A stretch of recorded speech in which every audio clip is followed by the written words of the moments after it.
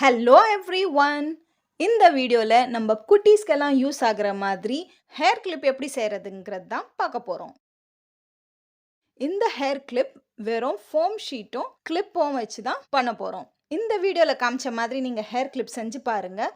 இது ரொம்பவே ஈஸியாக ரொம்பவே டக்குன்னு பண்ணிடலாம். நம்ம குட்டி பசங்களுக்கெல்லாம் இது ரொம்பவே அழகாக இருக்கும்.